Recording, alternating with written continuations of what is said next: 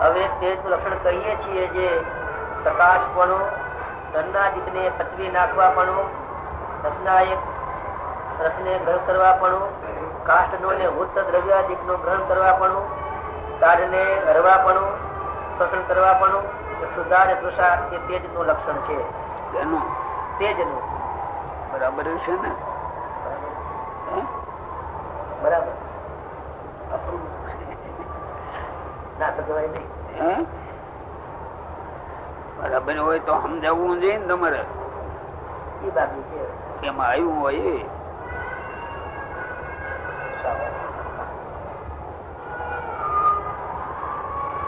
શું કહ્યું? અન્નાદિક ને પચાવવા પણ છે, સુધા તૃષા ને લગાડે છે, એ તેજ થી થાય છે. સુધા તૃષા જેમ અંદર અન્નને પચાવવા પણ છે. બરાબર છે ને? એના લક્ષણ માં સમજી, બાકી તો કેમ પચાવે છે એ તો માલિપા રહીને તેજ આ કામ કરે. બરાબર, તેજ ની શક્તિ છે. પંચભૂત છે એમાં તેજ આ કામ કરે. બરાબર, પણ એ કામ કરે છે એ આપણને ફીટ બેહવું છે ને, એનું જ કામ છે બીજાનું. એ બરાબર એ નક્કી કરવું જોઈએ ને. બરાબર, આમાંથી બોલ્યા એટલે યાદ આવ્યું. યાદ આવ્યું કે ભૂખ લગાડે, સુધા લગાડે, અન્નાદિક ને પચાવી દે. પ્રકાશપણું આપે. પ્રકાશપણું શું કહેવાય? રજવાડું કરવું, પ્રકાશ કરવો. પ્રકાશ એટલે અજવાળું અંદરને હરણ કરવું ને પ્રકાશ નો પ્રકાશ પાથરવો.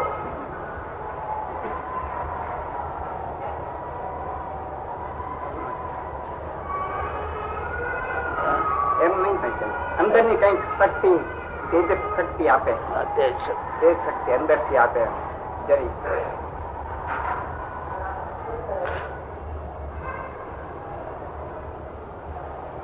વાત જે ચાલતી હોય ને એને પોઈન્ટ છોડી ન દેવાય, વચમાંથી બીજું ન કહેવાય. તરત તમે બહાર લઈ ગયા અર્થ પાછા અંદર. કેમ જોશીભાઈ ઊંડા ઉતરી ગયા? બહુ સમજાતું નથી. આપડે બહુ ઊંડા ઉતરીને વિચાર ન કરીએ ને એટલે તરત ન યાદ આવે. આ પાછું અભ્યાસ વાળી વસ્તુ છે. પોતે પોતાનો ગુરુ થઈને માલિપા જોયા કરે ત્યાર પછી દેખાય. એ કઈ કોઈ કે એમ માની લીધે કઈ થોડું યાદ આવે. માની લઈએ ચાલો. હા, એ તો ગોખેલું. બે ત્રણ જણા ને વાત કરી તો આ કઈ કે ઘર બે એની આપડે અહીંયાથી જ વારી દઈએ. એ તો વળી દે. દાદા તો એમ જ કોઈ નો વિચાર. અને આ અભ્યાસ નહીં ને, બહુ માથું દુખે. આ અભ્યાસ, આ માર્ગ નો અભ્યાસ જોઈએ. તમે ગામડેથી એક ખેડૂ આવ્યો હોય તમારી દુકાને, તમે ઘાટ ઘડવાની રીતિ એને સમજાવો એટલે એને મગજમાં ઉતરે. માથું દુખે.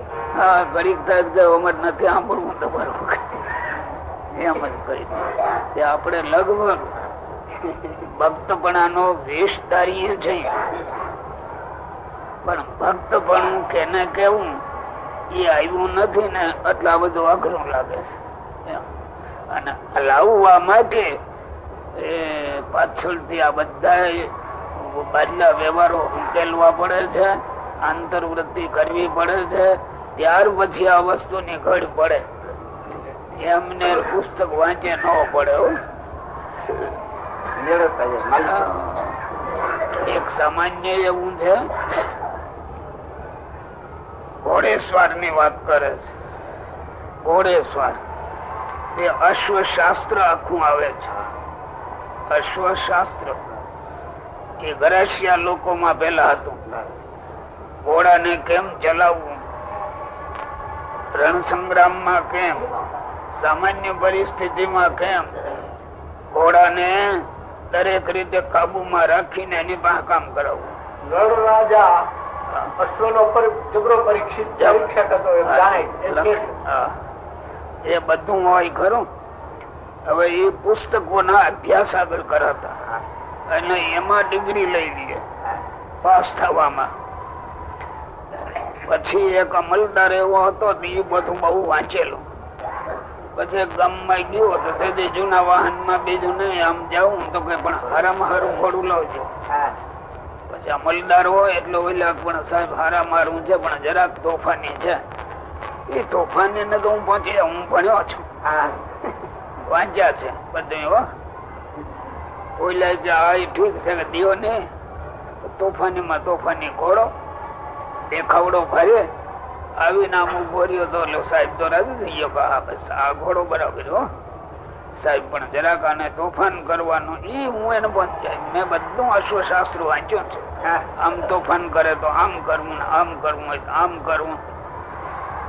એ માથે જ્યાં ચડ્યો પેલા એ લગામ પકડી હોય એને મૂકી દીધી એ તો તોફાન જ ચડે ને નાખ્યો એટલે સાહેબ ને.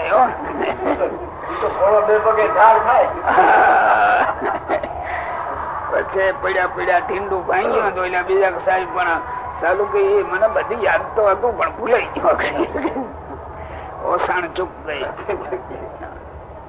એમાં આ બધું શાસ્ત્રો છે ને એ ઓસાણ ચૂક ગઈ અભ્યાસ જોયા.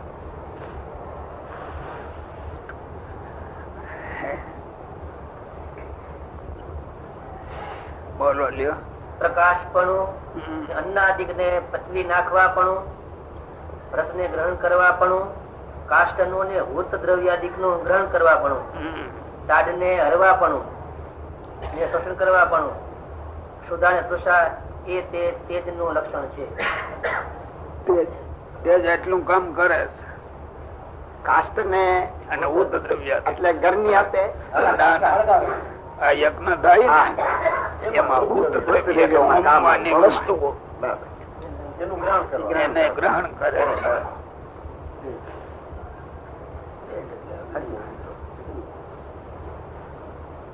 હવે વાયુ લક્ષણ કહીએ છીએ જે વૃક્ષાદિક ને કંપાવવાપણું, તૃણાદિક ને ભેળા કરવાપણું, શબ્દ સ્પર્શ રૂપ રસ અને ગંધ એ જે પંચ વિષય તેને શ્રોત્રાદિક પંચેન્દ્રિયો પ્રત્યે પમાડવાપણું. એ શું ખબર પડે? એટલે પંચ વિષય જે છે ઇન્દ્રિયો પ્રત્યે પમાડવાપણું, ઇન્દ્રિયો પ્રત્યે લઈ જવાપણું. કોણ લઈ જાય? વાયુ માધ્યમ થી. વાયુ માધ્યમ થી ઇન્દ્રિયો અને વિષય વચ્ચે તમે બરાબર મગજમાં ઉતરી ગયો ને? આવો સમજાય છે. એમ સમજાય. ફેર એ વાંચો જો એ લીધી. શબ્દ સ્પર્શ રૂપ રસ અને ગંધ એ જે પંચ વિષય તેને શ્રોત્રાદિક પંચેન્દ્રિયો પ્રત્યે પમાડવાપણું. બોલો બરાબર ને? એટલે પંચ વિષય જે છે એની બીજો ગ્રહણ કરે છે વાયુની મદદ થી વાયુમાં સહાય કરે છે.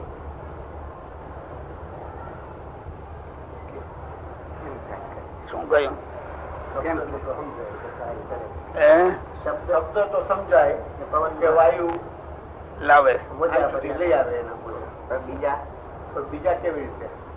એ ત્યારે તો હું પૂછું છું સ્વામીજી ને. એ ઓલી લીટી બોલી ને એની વાત કરે.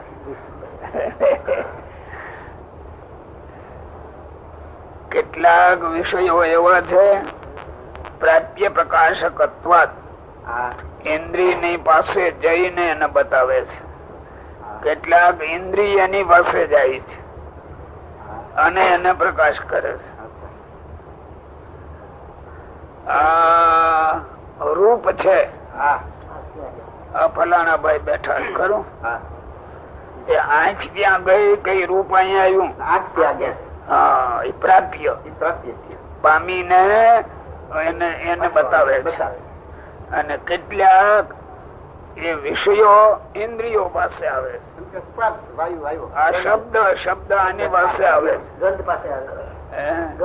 બંને પાસે આવે ખરું. એ પાંચમાં બે ભાગ છે. શ્રોત્ર ત્વક આ ચામડી છે ખરું. ચામડી ક્યાંય પકડવા નથી જતી એની પાસે આવે છે. પ્રાપ્ય પ્રકાશ કહેવાય. શ્રોત્ર અથવા ચક્ષુ, ચક્ષુ જાય છે વિષય ને લેવા. શ્રોત્ર અથવા ચક્ષુ રસના, રસના એ ત્યાં જાતી નથી.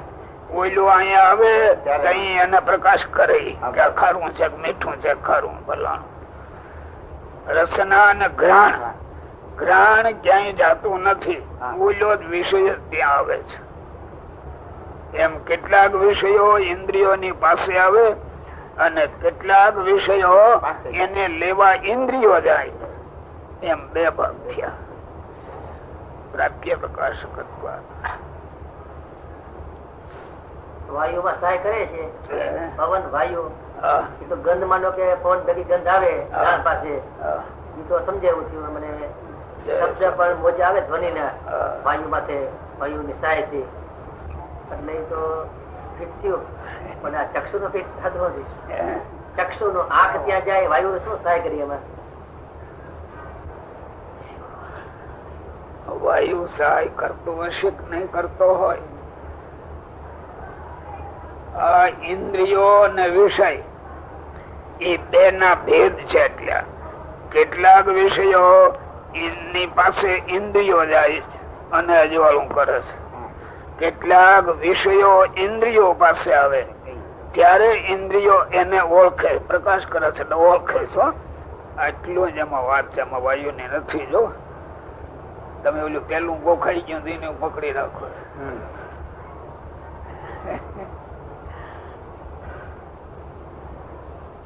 આ પંચ વિષય ને જો શ્રોત્ર, કાન, કાન ત્યાં જતા નથી. શબ્દ વાયુ ને લેરખે અહીંયા આવે છે, વાયુ એને પમાડે છે. પણ કાન પાસે લાવનાર કોણ? શબ્દ ને વાયુ. એ વાયુ લાવે.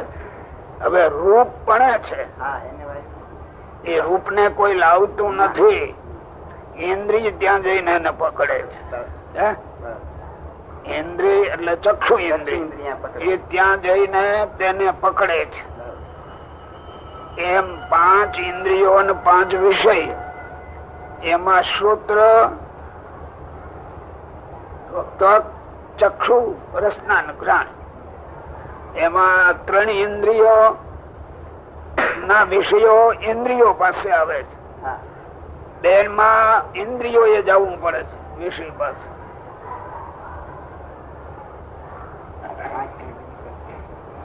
હું દેખાય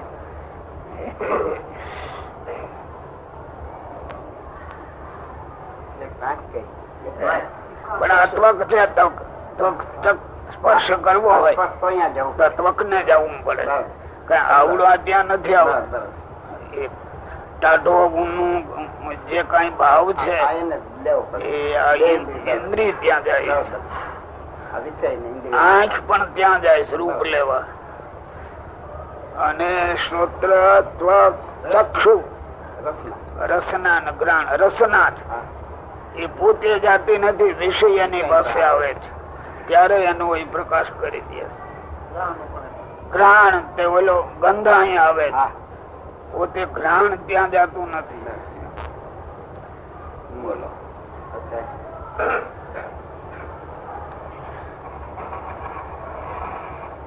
શબ્દ, સ્પર્શ, રૂપ, રસ અને ગંધ એ જે પંચ વિષય, તેને શ્રોત્રાદિક પંચેન્દ્રિયો પ્રત્યે મળવાપણું અને સર્વેન્દ્રિયોનું આત્માપણું. સર્વેન્દ્રિયોનું આત્માપણું, આત્મા એ વાયુ લક્ષણ છે. વાયુનું લક્ષણ. આત્માપણું એટલે આત્મા છે ને. આત્માપણું, આત્માપણું. સર્વે ઇન્દ્રિયોનું આત્માપણું. આત્માપણું એટલે જે સ્થિતિમાં ઇન્દ્રિયો છે તેને તે સ્થિતિમાં તેમને રહેવા દેવું, એનું આત્માપણું કહેવાય. આપણે અહીં એકલા જ તમે બેઠા રહો પણ ઇન્દ્રિયો ન બદલે, એ વાયુનું કામ છે. આંખને એમને રહેવા દઈએ, કાનને એમને નવા દઈએ, જીભને એમને નવા દઈએ, ઘ્રાણને એમને નવા દઈએ, પણ નવી કે આટલા દી વાપર્યું નથી તો બગડી ગયું કે એ વાયુ એનું રક્ષણ કરે. એમને રહેવા આત્મા પણ એના આત્મા પણ હવે આકાશ નું રક્ષણ કરીએ છીએ જે સમગ્ર જીવ માત્ર ને અવકાશ દેવાપણું, ભૂત પ્રાણી માત્ર નો જે દેહ એનો માહિલો વ્યવહાર, દેહ નો બહારનો વ્યવહાર તેનું કારણપણું, પ્રાણ ઇન્દ્રિયો અંતઃકરણ અને જીવ એ સર્વનું સ્થાનકપણું એ આકાશનું લક્ષણ છે. આકાશ આ બધા આકાશમાં જ રહ્યા છે. કોણ કોણ? સમગ્ર જીવ માત્ર. સમગ્ર જીવ માત્ર તેના અંદરના બહારના બધા વ્યવહારો આકાશમાં થાય છે. માલીભાઈ આકાશ છે, બારે આકાશ છે. સર્વે ઇન્દ્રિયો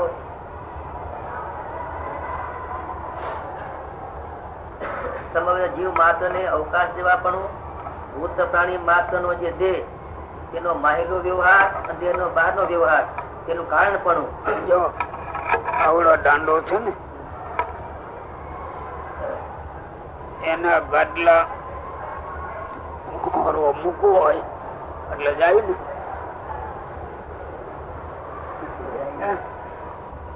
અવકાશ દે નહી. આ એને અવકાશ દે નહી. દુનિયામાં કોઈ પણ પદાર્થ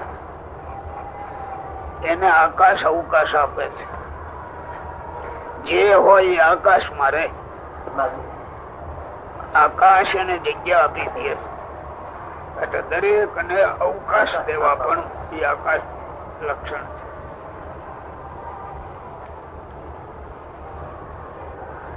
પ્રાણ ઇન્દ્રિયો અંતઃકરણ અને જીવ એ સર્વનું સ્થાનકપણું.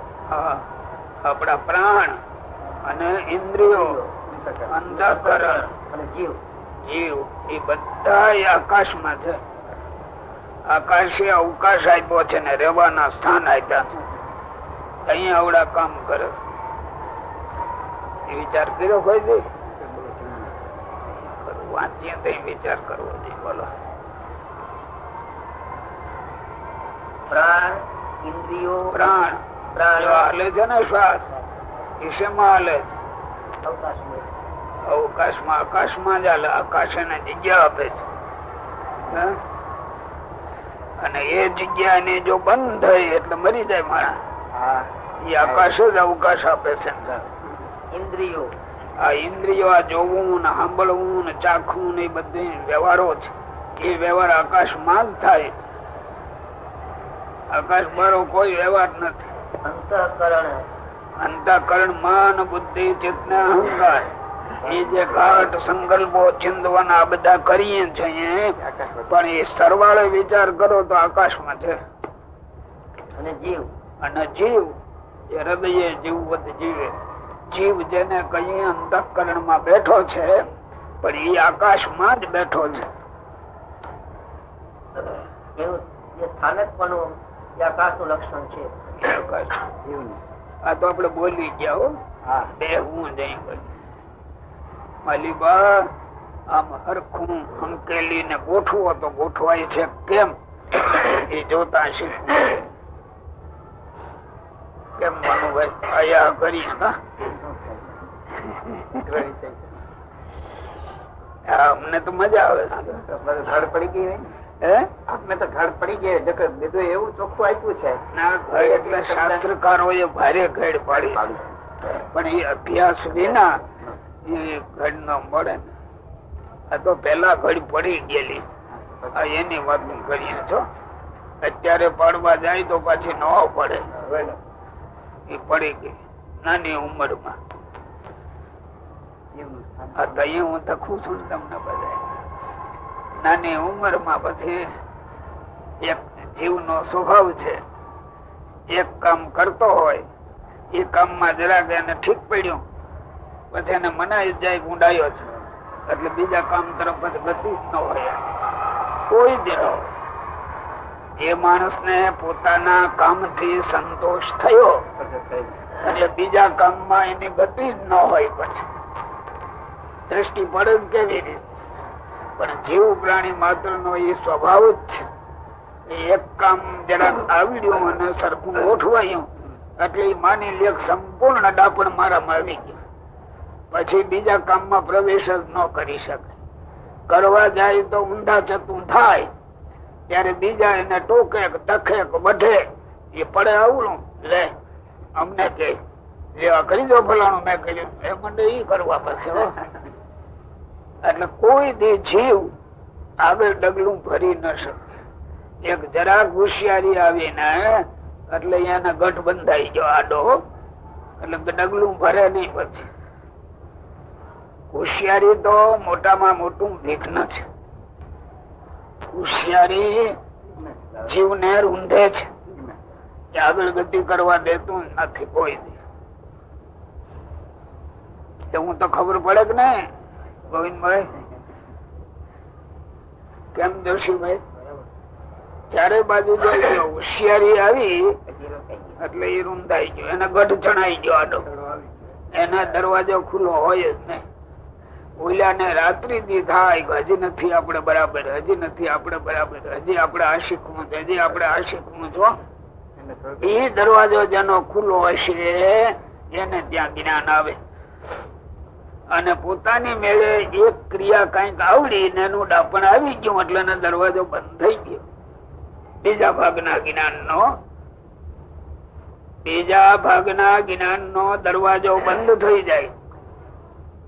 એટલું જ નહીં પણ જે આવડ્યું છે એમાં અહંભાવ પેઠો પાછો એટલે એ બગડ્યું અને બીજે પ્રવેશ ન કર્યો. આવડ્યું છે એમાં ફેરફાર કરવા જાવ તો એ કબૂલ કરે ને એટલે બગડ્યું. એ તો એને બીજી રીતે થાય એમ કરી ચટકી જાય.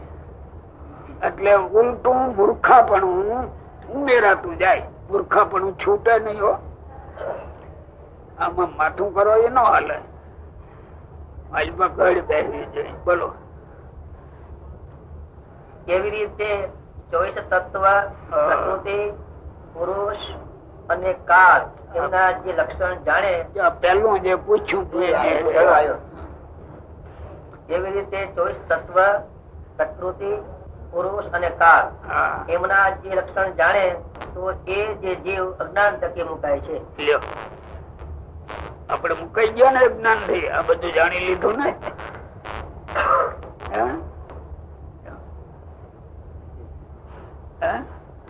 મુકાઈ ગયા ને.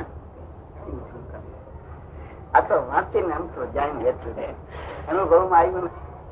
જેમ જેમ અભ્યાસ કરો ને એમ અભ્યાસ ટાણે આની હારે મેળવવું, આમ નો મેળવું, કોકમાં નો મેળવું. પણ જીવનો સ્વભાવ છે કોકમાં જ મેળવે એટલે એને ઘરેથી અજ્ઞાન કોઈ દે જાય નહીં. અને એ સર્વે તેની ઉત્પત્તિ જાણવી. ઉત્પત્તિ કહીએ છીએ જે હવે એ આવ્યું નાખું એનો ક્રમ શું છે ઉત્પત્તિ નો અત્યાર સુધી આવશે. પોતાના ધામ ને વિશે રહ્યા એવા જે શ્રી કૃષ્ણ ભગવાન અક્ષર પુરુષ રૂપે કરીને માયા ને વિશે ગર્ભ ને ધારતા હવા ત્યારે તે માયા થકી અનંત કોટી જે પ્રધાન અને પુરુષ થતા હવા કેવી રીતે આ તો આપડે વાંચી જાય ને બોલી જાય પણ કેમ થતા હશે, કેમ ઉત્પન્ન થતા હશે એને જાણવા એમ જાણ્યું કહેવાય. કોઈ દે આખા બ્રહ્માંડ ના જીવો ભેળા કરો તો આ એક જ પ્રકૃતિ છે એટલે રીતિ. ઉત્પત્તિ ની રીતિ બે નથી. અને વેદ કાળ થી આરંભીને શાસ્ત્રો આજ ઉત્પત્તિ કહે છે. એ ઉત્પત્તિ ને કોઈ સમજતો નથી. પછી પોતાના જેવા હોય અને પૂછે એવડા એને બતાવે એટલે એ ગોખાઈ જાય છે. એ પાછું બીજો આવે ને બીજું કહે એટલે બે જણા વચ્ચે બાંધણું થાય. અને આપણે જેમાં હે એનું હાથું ઓલાનું નહીં. માધ્યમ નથી એની પાસે. એની પાસે જો માધ્યમ હોય કે ત્યાં શાસ્ત્રો નો અભ્યાસ હોય, સનાતન શાસ્ત્રો આ બનાવેલા નહીં.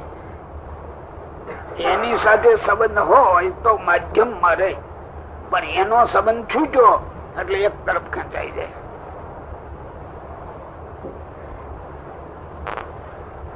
બોલો. પોતાના ધામ ને વિશે રહ્યા જે કૃષ્ણ ભગવાન અક્ષર રૂપે કરીને માયાને વિશે ગર્ભને ધરતા હવા. તમે એક જો વચ્ચે ઠેઠ લગી વાંચો, એક જ તત્વ ની વાત આવે. આવા જે ભગવાન એ આ જગત ની ઉત્પત્તિ કરે છે, અને તેમાંથી આ બધું આવી રીતે ઉત્પન્ન થયું. એ બધું વેદ, ઉપનિષદ, પુરાણ કે શાસ્ત્રો એની હારે સુસંગત હોય એ જોવું જોઈએ. સાંભળ્યું એક ઠેકાણે થી અમારે તો આ બરાબર, તો એ તો બરાબર, એમાં કઈ કોઈ ના ન પડે, પણ એ માધ્યમ નો કહેવાય. ત્યારે તે માયા થકી અનંત કોટી જે પ્રધાન અને પુરુષ થતા હવા, તે પ્રધાન પુરુષ કેવા છે? પધારો બાપુ, પધારો. આનંદ કોટી પ્રધાન અને પુરુષ આપણે તો હંમેશા વાંચીએ ને ગોખીએ એટલે પ્રધાન પુરુષ બોલી નાખ્યા ખરો. એ શું હશે? બે છે પ્રધાન અને પુરુષ. એ પછી ની વાત, પણ શું હશે? હું કામ આમ કરાવું છું કે આપણે તમે કોઈ આમ વિચાર કરતા નથી અને બંધ કેમ બેહારવું લખ્યું છે એને એનો તપાસ કરતા શીખવો છે. આ તો બોલ્યા આનાથી આ થયા, નાનાથી આ થયા બોલ્યા. વસ્તુ શું છે? હા એમ કહું, એનું માલિબા એ ઉતરવું જોઈએ. એ જ્યાં સુધી ન ઉતરે ત્યાં સુધી બોલી જાય. પછી તો રાજા નો કુતર્યો આવે તો ખાઈ જાય બધું. કા એક ચોખા નો દાણો લાવ્યો, એક ચટણી મગ નો દાણો, ખીચડી રાંધી, ત્યાં રાજા નો કુતર્યો ખાઈ ગયો. તે આપણે બધું એવી વાતો કરીએ છીએ, ખાઈ ગયો.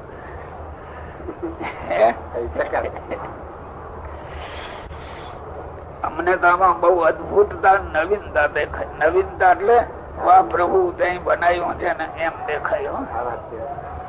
અભ્યાસ કરે તો આવડે, કઈ ન કરે એમ નહીં. જો આ ભણવાનું છે ને એ આવડે બધા ગોખી લે, બસ ભાગવત વાંચવા, ફલાણું વાંચવા, ગીતા કરી લેવી છો એટલે ગીતા આવડી જાય, ભાગવત આવડી જાય. અરે ભણવાની રીતિ કઈ હોય એ હવો જ સમજી ગયા, જાણે આપણે ભણી લઈએ, બીજા ભણામાં આપણે ભણી લઈએ. એટલે અમને તો એવું હસવું આવે ને, આવડા કોઈ દી આગળ ન આવે. એને ગોખેલો વર્તુળ ઈ શાસ્ત્ર માં જ્ઞાન તો આ શાસ્ત્રો ખોટા પડે જ પડે. સાંભળો નહીં હોય, મહેનત પડે. કારણ શરીર ને રોકવું પડે. કારણ શરીર શું કહેવાય? વાસનામય દેહ, લિંગ દેહ. હે? વાસનામય લિંગ દેહ એટલે શું? કારણ શરીર એટલે શું? મૂળ સ્વભાવ. એ મહારાજ, એ મહારાજ, આ જગત માં તો મેં જોયું તમારા સંસારના વ્યવહારમાં જીવને શું જ્ઞાન છે, જીવ શું સમજે છે. જીવ રહ્યો જીવ રે નહી. અને માની લે મને બહુ આવડ્યો, દેખાય કે બીજા કેદી છૂટે એમાંથી. તે માયા થકી અનંત કોટી પ્રધાન અને પુરુષ તે થતા હવા. પ્રધાન અને પુરુષ એટલે શું? બોલો.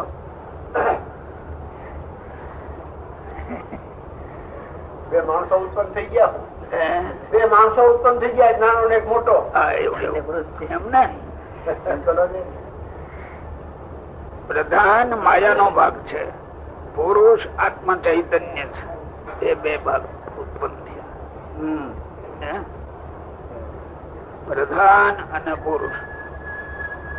એમ તો પેલા તો એ અક્ષરાત્મક પુરુષ છે, એમાં બે છે, અને એમાંથી મહામાયા મહાપુરુષ થયા, એમાંથી આનંદ પ્રધાન પુરુષો થયા પાછા. એમાં એક પ્રધાન પુરુષ ની આ સૃષ્ટિ નું વર્ણન આવશે. એવી અનંત પાછી સૃષ્ટિ એમ વર્ણન કરશે. અને આત્મ તત્વ પ્રધાન અને પુરુષ આ તો કીધું ને એક માયા તત્વ નો ભાગ આત્મ ચૈતન્ય એ સ્થૂળ ભાવ માં નીકળ્યા. પેલા સૂક્ષ્મ ભાવ માં હતા એ સ્થૂળ ભાવ માં આવ્યા અને એનાથી અનંત કોટી બ્રહ્માંડો પછી એમાં જે એક પ્રધાન પુરુષ એને રૂવાડે બ્રહ્માંડ પાછા 3.5 કરોડ એનો માલિક એક પ્રધાન પુરુષ એવા અનંત કોટી એનો માલિક એક ભગવાન. એનો જોડી આ જીવ ને સંબંધ થાય ત્યારે કલ્યાણ થાય અને વચમાં સંબંધમાં જે રોકાણો એ રોકાય પછી ગોથે ચડી ગયો પણ પહોંચે ત્યારે જ કલ્યાણ. શાસ્ત્રી રીતે છેટું ઘણું છે. પેલા તો અહીંયા આપણે સ્વભાવમાં જ રોકાઈને બેઠા છીએ ત્યાં તો પણ એની ક્યાં વાત હોય. અને એ સ્વભાવે હવે હારો માયનો પાછો કોઈ દિવસ પોતાના સ્વભાવને હારો માનતા ન શીખો. ભૂલે છે તો સુધરે ને, પણ હારો માનીને બેસી જાઓ તો સુધરવાનું છે જ ગતિ.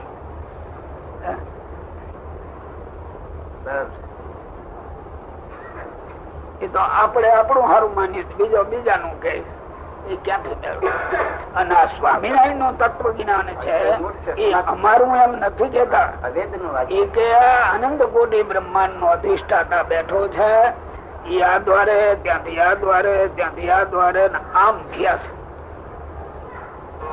વેદ પુરાણ આ બોલે પાછા એ પાછું ના એ વેદ અને ઉપનિષદો આની સાક્ષી પુરુષ કઈ બરાબર છે એમ છે. અને આપણે સ્વામિનારાયણ નો આશ્રિત હોય એને બોલતા આવડતું નથી. અમારો ધર્મ સર્વોપરી એ ભલે ને આપણે સર્વોપરી કહી સર્વોપરી હાલો પણ કેમ સર્વોપરી એ તો એને ખબર નથી. પાછા એ બોલવા શીખ્યા હવ નો હવ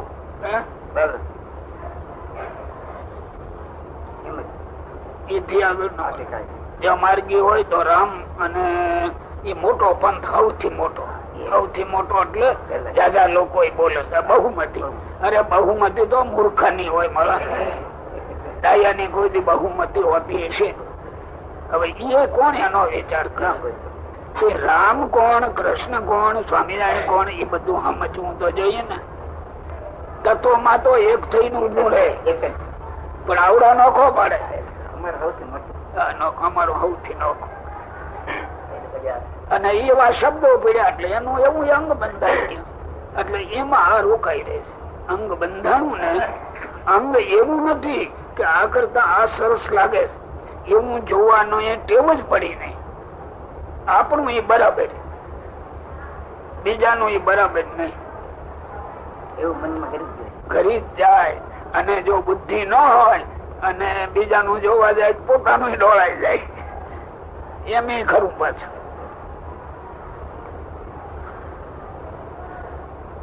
ભગવાન કે જોગ પ્રધાન પુરુષો થયા ખૂબ લ્યો. તે પ્રધાન પુરુષ કેવા છે?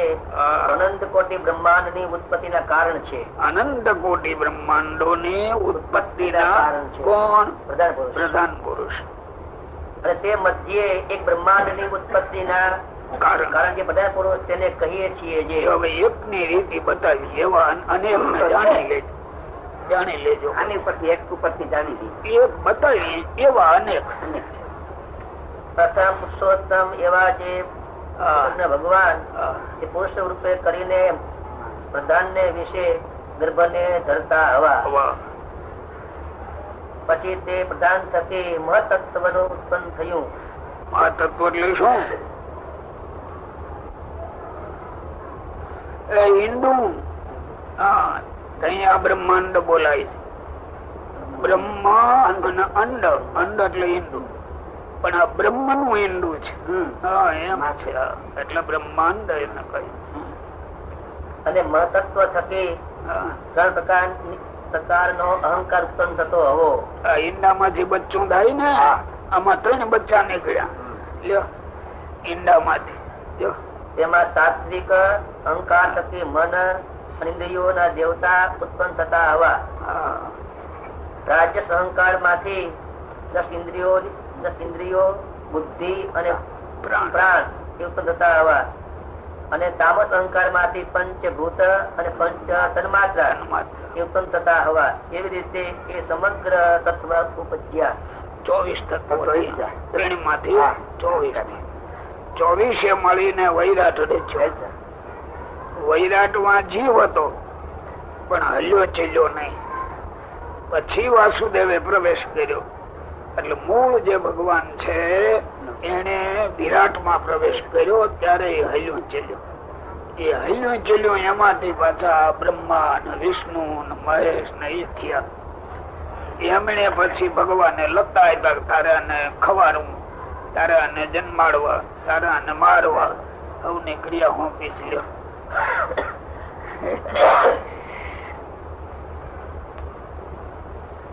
પછી તે પરમેશ્વર ની ઈચ્છાએ પ્રેરા થતા પોતપોતાને અંશે કરીને ઈશ્વર અને જીવના દેહ ને સજતા હવા. એવડા એ 24 તત્વો કોને જીવ અને ઈશ્વર ના દેહ ને પણ જો પરમેશ્વર ની ઈચ્છા ના પ્રેર્યા થતા કોઈ સ્વતંત્ર કઈ કરતું નથી. પછી તે પરમેશ્વર ની ઈચ્છા એ કરીને પ્રેર્યા થતા પોતપોતાને અંશે કરીને ઈશ્વર અને જીવના દેહ ને સજતા હવા. પોતપોતાના અંશમાં 24 તત્વો છે ને એ પોતે જ થઈ ગયા એમ નહીં, એના અંશે કરી. આ માટી હોય ને એ પોતે જ નળિયું થઈ જાય છે, પોતે જ માટલું થઈ જાય એમ નહીં. ભાગવત માં લખ્યું તે તમ અંશભૂતા, એના અંશ માંથી આ બધું ઈશ્વર સૃષ્ટિ અને જીવ સૃષ્ટિ બે એમાંથી સર્જાણી. ઈશ્વર સૃષ્ટિ અને જીવ સૃષ્ટિ. ઈશ્વર સૃષ્ટિ કેને કઈ ખબર છે? બ્રહ્મા વિષ્ણુ મહેશ. પછી ચતુર્મુખી તો બીજા નંબર માં છે. જે બ્રહ્માજી આપણે બોલીએ ને ચતુર્મુખી તો બીજા નંબર એમાંથી થયા. પછી એ બધી સૃષ્ટિ અને આ જીવ પ્રાણી માત્ર ની સૃષ્ટિ, મનુષ્ય પશુ પક્ષી ના દેહ એ બધા આમણે સરી જશે. આ પૃથ્વી છે, આમાંથી કેટલી વનસ્પતિ ઉગે છે. આખા પૃથ્વી ની દ્રષ્ટિએ જુઓ તે વનસ્પતિ ગણતા ગણાય એ પૃથ્વીના અંશ માંથી થઈ બધી. એમ આના અંશ માંથી ઈશ્વર અને જીવ પ્રાણી માત્રો એ બધા આમ સર્જાય છે. ઈશ્વર ના દેહ તે વિરાટ સૂત્રાત્મા અને અવ્યાકૃત. જો ઈશ્વર ના દેહ સર્જાણા વિરાટ સૂત્રાત્મા અવ્યાકૃત, અને જીવ ના બોલો જીવના દેહ તે સ્થૂળ સૂક્ષ્મ કારણ. આ જીવ ના દેહ છે. અહીંયા તમે બેઠા છો, તમારા દેહ કેટલા? સ્થૂળ દેહ તો એક જ છે ના, એમાં 3 બેઠા. ત્રણેય કામ કરે છે. ત્રણેય કામ થોડું સૂક્ષ્મ કારણ. એમ ઈશ્વર છે એટલે બ્રહ્મા વિષ્ણુ મહેશ એને 3 દેહ છે એમ ગણાવે. વિરાટ સૂત્રાત્મા ત્રણ શરીર. ઈશ્વર ના દેહ તે વિરાટ સૂત્રાત્મા અને અવ્યાકૃત. જીવના દેહ તે સ્થૂળ સૂક્ષ્મ અને કારણ. વિરાટ નામે ઈશ્વર નો દેહ તેનો દ્વિપ્રાર્ધ કાળ પર્યંત આયુષ્ય છે. ઈશ્વર નો દેહ વિરાટ એ 2 પરાર્થ સુધી જીવે. બ્રહ્માજી પછી એનો દેહ પડી જાય. દ્વિપરાર્થ એટલે ઘણી સંખ્યા.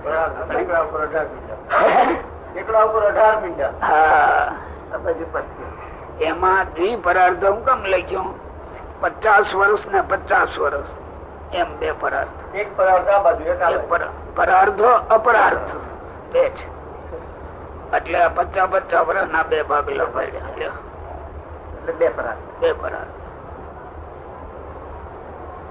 અને વિરાટ નામે ઈશ્વર નો દેહ તેનું દ્વિપરાર્ધ કાળ પર્યંત આયુષ્ય છે. આપણે આયુષ અને તે વિરાટ પુરુષ ના એક દિવસ ને વિશે 14 મન્વંતર થાય છે. એનો એક દિવસ 14 મનુ જીવીને મરી જાય વારાફર કિલો. એક મરી ગયો, બીજો મરી ગયો, ત્રીજો મરી, 14 મરી જાય તો અહીંયાનો દિવસ પૂરો થાય. એક મનવંતર કેટલા આગળ કેશે મને. અને જેવડો એનો દિવસ છે એવડી જ રાત્રિ છે. એવડી પછી રાત્રિ. અને જ્યાં સુધી એનો દિવસ હોય ત્યાં સુધી ત્રિલોકીની સ્થિતિ હોય. એનો દિવસ હોય એટલે હાંજ પડી ન હોય ત્યાં સુધી જ્યાં લગી આ બધું દેખાય. એને હાંજ પડી એટલે કઈ ન હોય. અને જયારે રાત્રિ પડે છે ત્યારે ત્રિલોકી નો નાશ થાય છે. નાશ થઈ જાય ત્રિલોકી નો કોઈ ન. એને નિમિત્ત પ્રલય કહીએ. એને નિમિત્ત પ્રલય કહેવાય. પ્રલય થઈ જાય છે. અને જયારે તે વિરાટ નો દ્વિપરાર્ધ કાળ પૂરો થાય છે ત્યારે એ વિરાટ દેહ નો સત્યાધિક લોક સહિત નાશ થાય છે. પણ એ દ્વિપરાર્ધ પૂરા થાય ત્યારે બોલ્યો દિવસે થાય ત્યારે. હવે એવા દિવસ 360 વર્ષ એવા 100 વર્ષ એના જાય ત્યારે સત્યલોક ત્રિલોકી બધા સત્યલોક સહિત. અને જયારે તે વિરાટ પુરુષ નો દ્વિપરાર્ધ કાળ પૂરો થાય છે ત્યારે એ વિરાટ દેહ નો સત્યાધિક લોકે સહિત નાશ થાય છે. અને મહદાધિક જે 24 તત્વ પ્રધાન પ્રકૃતિ અને પુરુષ એ સમય મહામાયા લીન પામે છે. જો ઠેઠ લગી લીધું બસ ત્યાંથી જે ઉત્પન્ન થયું છે આ નાશ પામ્યું એટલે આવડું આમાં લઈ પામ્યું, આવડું આમાં લઈ પામ્યું, ઉપલું ઉપલામાં લઈ પામ્યું. પાછા એ ચિદાકાશ માં વયા ગયા બધા. કોઈ ના મળે. ઉત્પત્તિ કાળ પછી આ સ્થિતિ પછી પ્રલય. 24 તત્વ પ્રધાન પ્રકૃતિ અને પુરુષ આ બધા એ સર્વે મહામાયા વિશે લીન લઈ પામે છે. આપણે કેટલી વખત ત્યાં ગયા શું એ ખબર જણા જેવા નથી એટલા. આપણો કાળ કેટલો ગણાય કઈ નહીં એટલે કઈ મચ્છર જેટલો પણ તો આ જીવ ના કેટલા બસ કેફ કેટલા પછી. અને એ મહામાયા તે અક્ષર બ્રહ્મ ના પ્રકાશ ને વિશે લઈ પામે છે. આ બધું માયા માં લીન થાય. માયા અક્ષર બ્રહ્મ ના તેજ માં લીન થાય. પછી જેમ દિવસ ને વિશે રાત્રિ લઈ પામે છે તેમ લઈ પામે છે. જો અત્યારે કઈ દિવસે 12 વાગે રાત્રિ તો હોય પણ તેજ માં દેખાતી એમ આવડું આ બધું ન દેખાય. પાછું જેમ દિવસ ને વિશે રાત્રિ લઈ પામે છે તેમ લઈ પામે છે. તેને આત્યાંતિક પ્રલય કહીએ. આ છેલ્લો ગયો. અને દેવ દૈત્ય અને મનુષ્યાદિક જે તેનો જે ક્ષણ પ્રત્યે નાશ તેને નિત્ય પ્રલય કહીએ. એવડો એ નિત્ય પ્રલય. દેવ દૈત્ય અને મનુષ્ય નો ક્ષણ પ્રત્યે. આ જુઓ ને ઘણા મરી જાય છે ત્યારે મરતા હશે ને ઢોર ઢાંખર સેકન્ડ પ્રત્યે. રામ બોલો ભાઈ રામ બોલો આયાજ કરે છે. ત્યાં જીવ જંતુ ક્યાં મરી જાય છે આપણને ખબર ક્યાં છે. ખિસકોલા ચકલા ફલાણા બધા છે એ નિત્ય પ્રલય કહેવાય. આપણે મરી જાય એ નિત્ય પ્રલય. એવી રીતે જે વિશ્વની ઉત્પત્તિ સ્થિતિ અને પ્રલય તેને જો જાણે તો જીવનો સંસાર ને વિશે વૈરાગ થાય. વૈરાગી જો લાવવું હોય તો જાણવું. અજ્ઞાન થી મુકાય. હા, આમાં વૈરાગ થાય. વૈરાગ થાય એટલે આના છૂટો પડે અને ભગવાન માં જો ભગવાન ની ભક્તિ મળે તો જીવને તો જીવને સંસાર વિશે વૈરાગ થાય અને ભગવાન ને વિશે ભક્તિ થાય છે. ભક્તિ થાય આ બધું જાણે પછી હો. અને આ ઉપર ચડી જે આપણે ભક્તિ કરીએ છીએ એ કઈ સમજણ ની નથી હો. આ તો જો ટેવાઈ ગયા એટલે આપણે પણ સારી વાત છે. એમાંથી જો આમ થઈ જાય તો પણ જગત માંથી વૈરાગ જાગવો જોઈએ ને. એ વૈરાગ ક્યાંથી જાગે? એ જ્ઞાતે તત્વે કશું થાય તો થાય.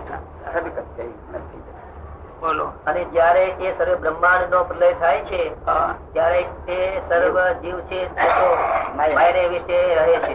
જીવો માયામાં. જયારે આ બધું પ્રલય થાય ત્યારે જીવ ક્યાં જતા હશે? માયાના પેટમાં. માયાના પેટમાં. અને જે ભગવાન ના ભક્ત છે તે તો ભગવાન ના ધામ માં જાય છે. આટલો ફરક છે. ઘનશ્યામ મહારાજ